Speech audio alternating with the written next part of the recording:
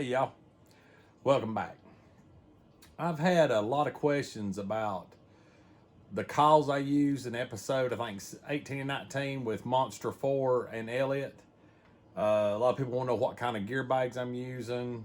I've had a lot of different stuff through social media, so I figured I'd get my bag out today and show y'all what all's in it. Now, this thing's packed ready to hunt.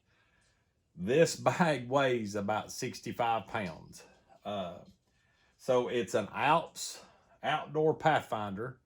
The bag's a little big. It actually rolls up. You can use it as a fanny pack, but of course I have to run it all the way out for all the equipment and gear I've got. So, like I said, it's Alps outdoor Pathfinder. It's in real tree camo.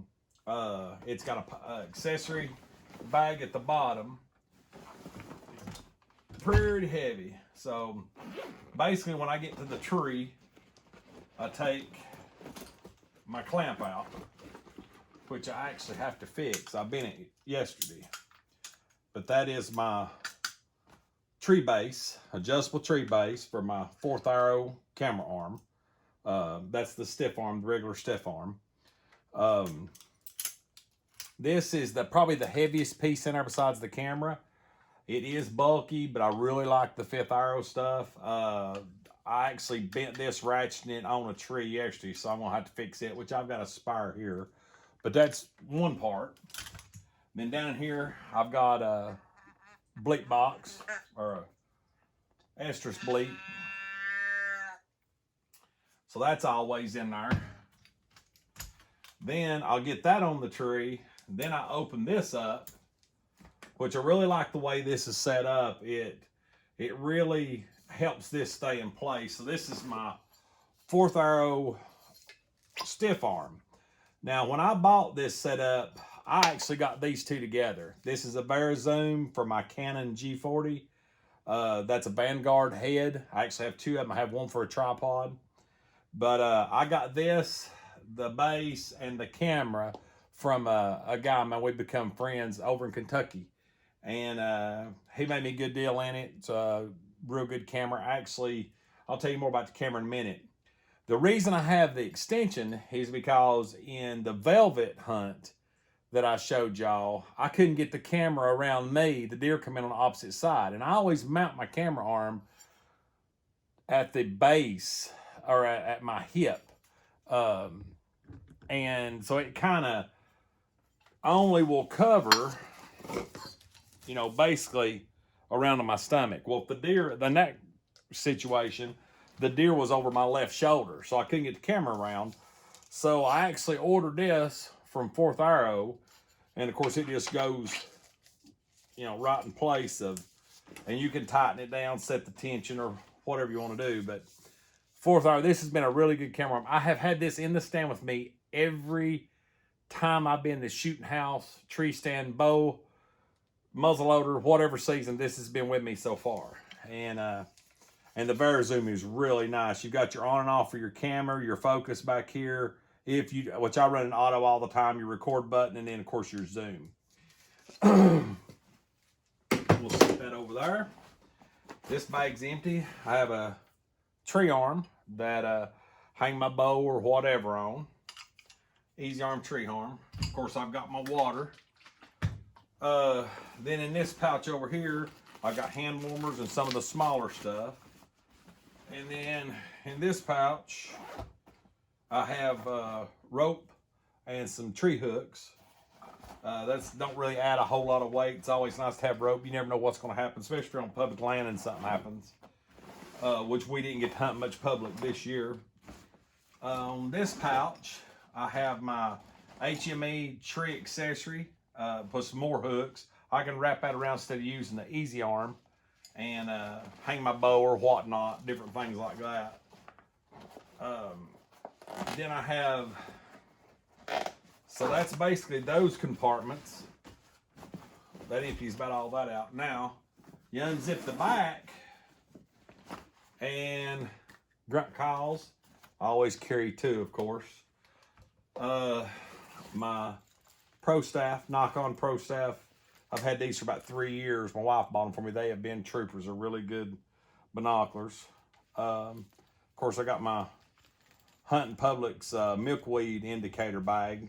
It just stays right where I want it, moving it down. I didn't even have to pierce the hole through it. It's really handy.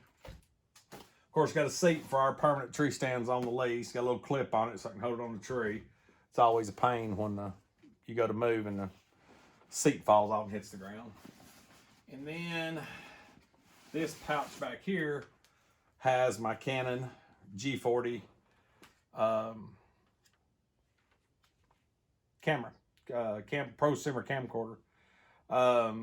I don't run a separate mic or a lapel mic or stuff. I have a couple, but they seem to get staticky with the phone and this. Hoping to upgrade maybe some Rhodes or something down the road. And I also went with the Sony, I think this is that HM100 shotgun mic, and it has the weather shield, the wind cap on it. And this thing will set to shotgun 90 degrees around or 120 degrees around and just stereo only. It's a directional stereophone microphone from Canon DM100. This camera has been a trooper. As you can see, this is kind of wonky. I actually dropped this on episode 2 or 3.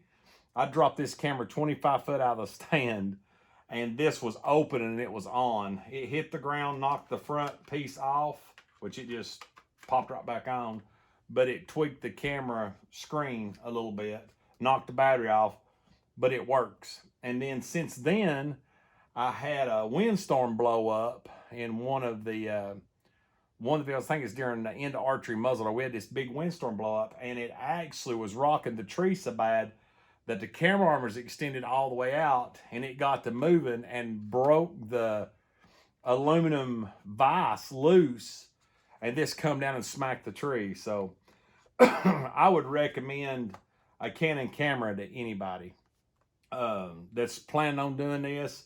This is the 40, it's not the 50. The 50 is the newest, and I'm sure they've got a lot of upgrades since then. But I actually called Camo Cameras to order, I was actually going to order a Sony AX100. And I was going to go all broke, go big or go home. And after talking to the guy, and COVID had everything slowed down, cameras wasn't coming in, places shut down and whatnot. I was talking to him, telling him what reasons I wanted a Sony, and he was like, well, Sony makes a great, camera. He said, but in low light conditions for hunting, he said, you can't hardly beat the G40s, G50s, G30s, G20s, that Canon series. He said, they've got a really good aperture in them that collects all the light. And he said, even running on 3D or MP3 cinema mode, he said it'll give it might be a little red in the mornings, or it might be kind of red or slightly pixelated right at dusk, but you can actually see about what your eye can see. And that's very true from Sarah's deer Ruger, the 9-pointer Sarah shot, and Elliot. Both of those were getting really close to dark when I shot them. So I have to say the Canon camera has been, I'm going to carry on into turkey season with this, and everything goes good. More than likely I'll have it in 2021 deer season too, unless I get another one, but more than likely it will be a Canon. But really good camera. Now, in some of the episodes, people really question about my calls. Now, the calls I was using in 18, the one with Elliot and the one with Monster 4, that was late season, second rut activity. Now, when at 2 of our spots we have that are private, we can call a long distance. And I've had this call for probably 10, 12 years. It's actually a Primo's buck roar. And that is the call I use to growl at them or roar at them and use as a snort wheeze.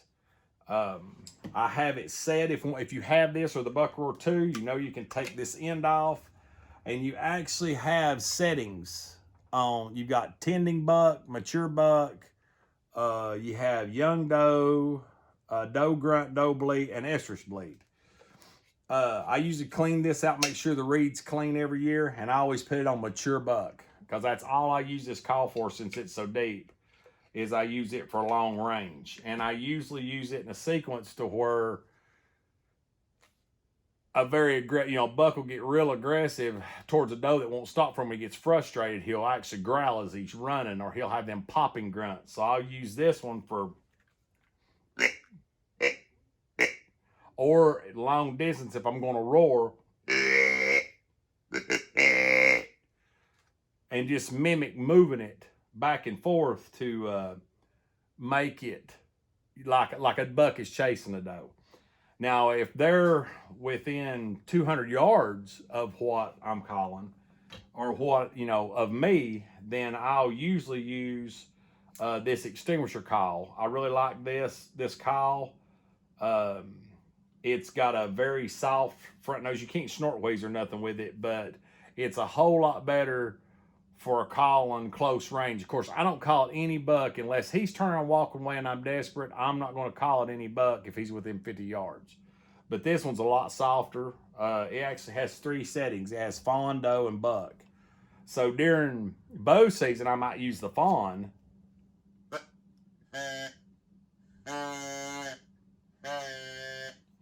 Now, or I might use the doe.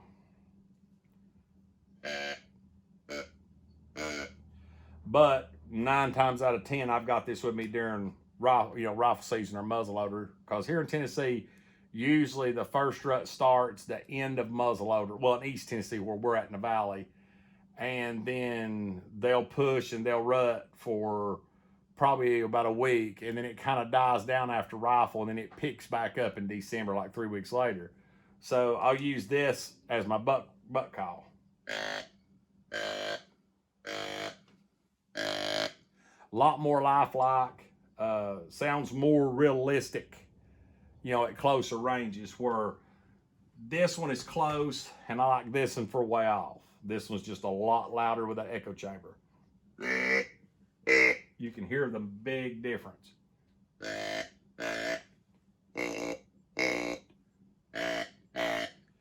So these are my 2 go-to calls. Now I have been talking to somebody here local down the road from us, Deer Lick Ridge Outfitters. They do deer calls, turkey calls, and different things. So we're going to be having a meeting with him and going to try out some of his stuff. So we'll see, you know, what he's got close to this. But I've had several people ask about gear and bag. So that's basically my bag. It's empty now. All my stuff's up there now. During bow season, I had several people ask about my bow.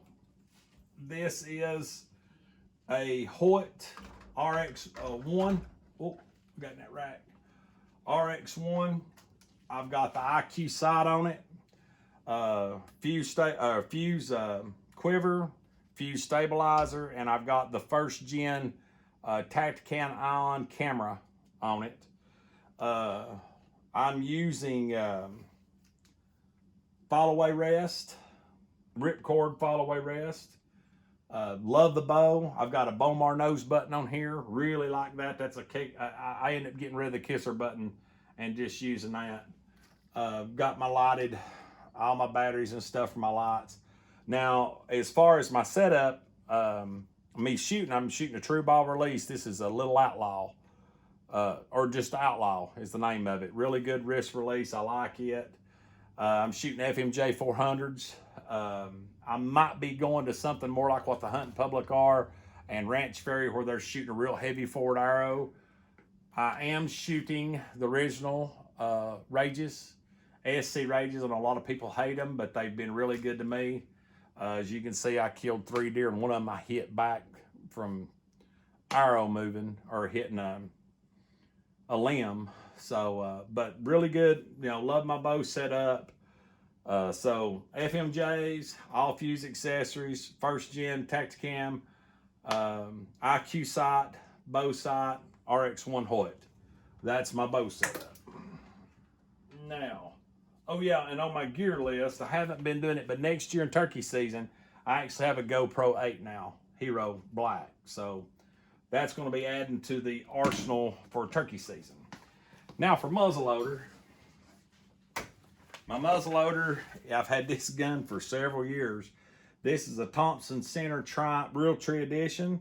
I'm running the Nikon Omega BDC scope. This is a 50 caliber. Gun has been really good to me. I really like it. I shoot 150 grain of powder through it. I know a lot of people say that's way too much. You need to shoot 80 to 100. I've sighted this gun in. I've shot it at 100 or shot it 100 yards with 100 grain and 150 grain, and this gun actually groups better with 150. And I shoot Shockwave 250 grain bullets through it and 777 powder. So that is my muzzleloader setup that I use. Now, I have always used a Remington 742 Woodsmaster until last year it finally gave up on me. Chambered in a 30-06. My dad gave me the gun. I've killed many deer with it. Love the gun, love it being automatic. It hasn't jammed with me except for a couple times, but I'm looking to get it fixed. Got some sand in the barrel from a sandbag and just done some damage. It's not working right, but I had bought this Ruger American Predator in a 6.5 Creedmoor, and I bought this for coyote hunting. It's got the threaded barrel, got all the weather shield stuff on it, Cerakote on it. I love the camo that's on it. Really like this gun. It's a tack driver. If there's anything happens like it did with Sarah's or the doe that I shot at yesterday morning, it has to be my fault, because shoot it through a vise on the bench. I zeroed this thing in at 200 yards. I'm hitting a 3-inch circle out to 300 yards. Everything up closer is the same. The scope, it's a BDC scope. The gun shoots. It's super loud. We have to wear muffs with it, but it don't kick. It's good for kids. It's good for long range. But Sarah hit low on Monster 4, and I actually hit low on a doe yesterday morning. Still not sure what happened, but it has to be to my error, because I've shot it since then and it's fine. But anyway, so it's a Ruger American Predator. Love the gun. 6.5 Creedmoor. Of course, it's got the long range barrel and stuff on it. Run a Nikon Pro staff. I run Nikons on everything I got. Kind of sucks. I found out that they're not going to be making scopes no more or binoculars for hunting. But then again, I've been really looking at Vortex, and a lot of people are really happy with Vortex. So I've got Nikons on all my hunting equipment right now, but I'm sure Vortex will be in the future. And I'm not sponsored by anybody on any of this, but I can tell you right now, the Ruger American Predator, you won't find probably a better gun, in my opinion, for the price. I got this whole gun, well, without the Picatinny rail and the sling, just the gun. I think out the door I was right at $400. You can't beat that as good as these guns shoot. I mean, this is just a awesome firearm. So that's what I use. My daughter Amber has a 308 that she uses. Sarah's been using the 6.5 Creedmoor, so me and her both been using this gun this year. But excellent gun. But anyway, I had several people asking what my hunting gear was. I had people asking what my favorite camo is. My favorite camo is pretty much Realtree. I like the way it is here in East Tennessee, the way it blends in. Not got nothing against mossy oak. I actually have a few pieces that is mossy oak. But most of what I wear is Realtree.